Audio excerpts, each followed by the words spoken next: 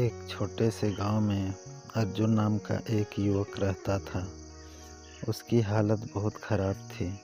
वो हमेशा अपनी गरीबी का रोना रोता और अपनी किस्मत को कोसता रहता।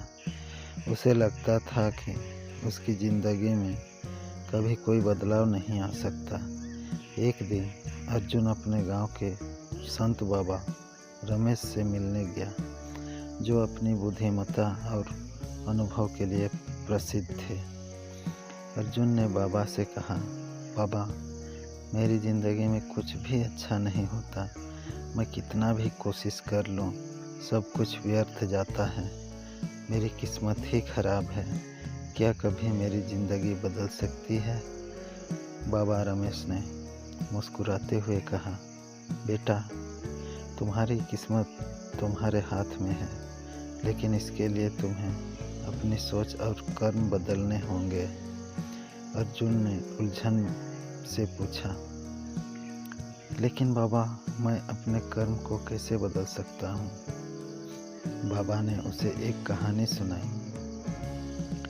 एक बार की बात है, एक किसान ने अपने खेत में मक्के के बीज बोए। वह रोज अपने खेत की देखभाल करता, पानी देता, खाद डालता और कड़ी मेहनत करता।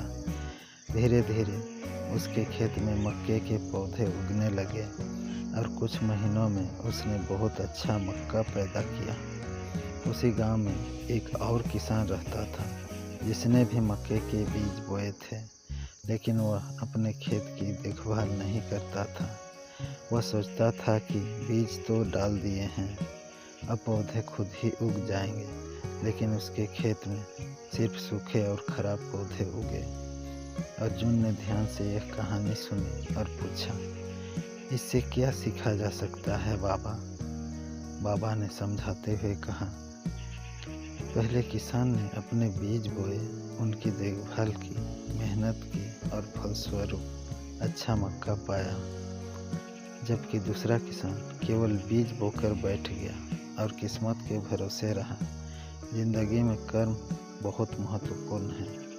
अगर तुम मेहनत करते हो और निरंतर प्रयास करते हो, तो तुम्हारी किस्मत भी बदल जाएगी। बाबा की बातों ने अर्जुन को सोचने पर मजबूर कर दिया। उसने निर्णय लिया कि वह अपने जीवन में बदलाव लाएगा और मेहनत करेगा। उसने एक छोटी सी दुकान शुरू की और हर दिन ईमानदारी से काम करने लगा। धीरे धीरे उसकी दुकान चल पड़ी और लोग उसकी मेहनत और ईमानदारी को सराहने लगे। कुछ सालों बाद अर्जुन उस गांव का सबसे सफल व्यापारी बन गया। एक दिन वह फिर से बाबा रमेश से मिलने गया और उनके चरणों में गिरकर बोला, बाबा, आपने मुझे जो शिक्षा दी वह मेरी ज़िंदगी बदल दी। आज मेरी मेहनत ने मेरी किस्मत बदल दी।